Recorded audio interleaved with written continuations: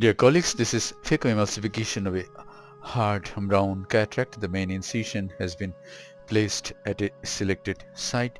This is one side port on the right side of the main incision, and this is another side port on the left side of the main incision.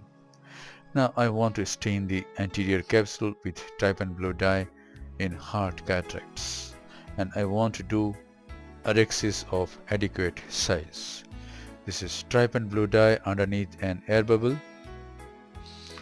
The entire capsule of the cataractus lens is stained with trypan blue 0.06% dye. The dye is washed out with a Simcoe cannula. The main incision is 2.8 mm. Now viscoelastic substance is injected into the anterior chamber. This is hydroxypropyl methyl cellulose 2%. Now I take a 26 gauge bend needle, incise the anterior capsule, raise a flap, take a Utrata forceps, hold this flap with the Utrata forceps, move anticlockwise along the margin of this pupil, which has dilated about 7 mm, and do arexis of adequate size about 6 mm in this case. Now read a bit of hydrodissection and see what happened during hydrodissection. Hydrodissection at 9 o'clock and hydrodissection at 2 o'clock. And as I try to rotate the nucleus, see what happens.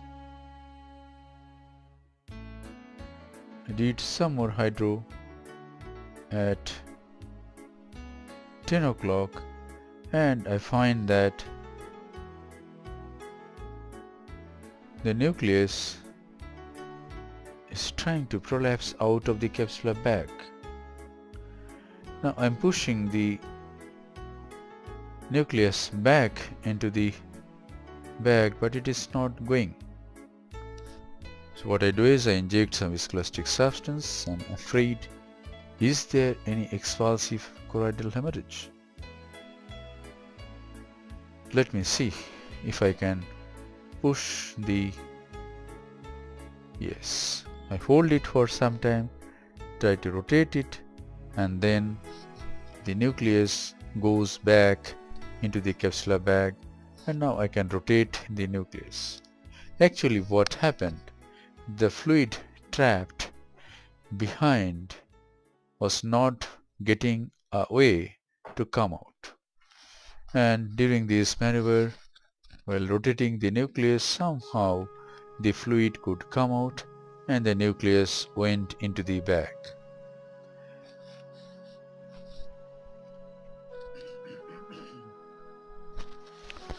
Now I have started sculpting the nucleus,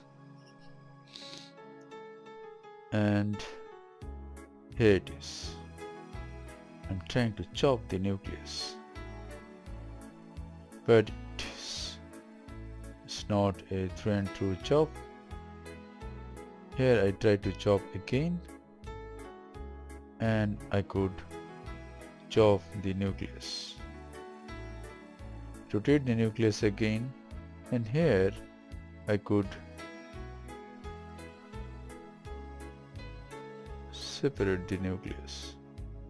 Now this is the other heminucleus. I chop it here, and that's it. Now this free nuclear fragment is emulsified and taken out. Phaco power used in this case is 75%. Flow rate is 45 ml per minute, and vacuum is 450 mm of mercury. This is Oertli Catarix 3 phaco machine. It's a beautiful machine with good stability of anterior chamber, and very powerful machine, very handy. I can take it to my other center where I operate. Lot of advantages, no financial interest. And now this is the last fragment of the nucleus. Very gentle.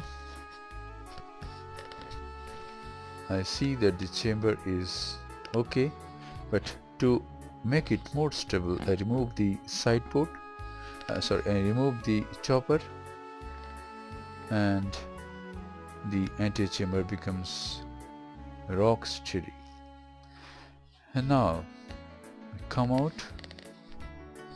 I inject a bit of viscoelastic substance before I remove the cortical lens matter.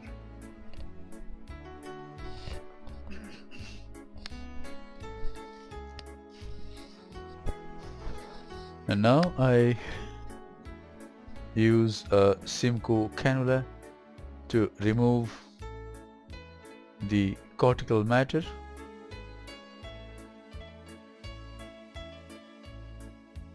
So in this case, the interesting thing that happened is the nucleus, the hard big nucleus,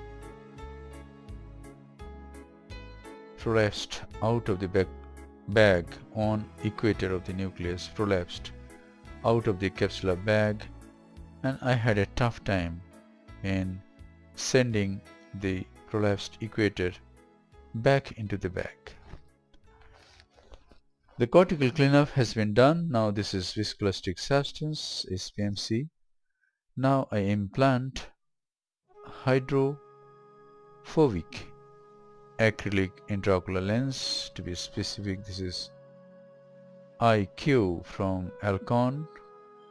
No financial interest. Now I rotate the nucleus to place the haptics in the horizontal meridian. Now viscoelastic substance is cleaned thoroughly. Now how to remove the viscoelastic substance that is behind the lens? Go behind the lens, irrigate and aspirate. In this case, if I don't do this, the iris will tend to prolapse through the main incision. That's it. The viscoelastic substance has been cleaned thoroughly. Now the side ports are hydrated, and then a final wash is given. This is the final lavage of the anterior chamber. This prevents TARS from the anterior chamber and conclude the case. Hope this video will help you in developing your surgical skills. Thank you very much for your attention.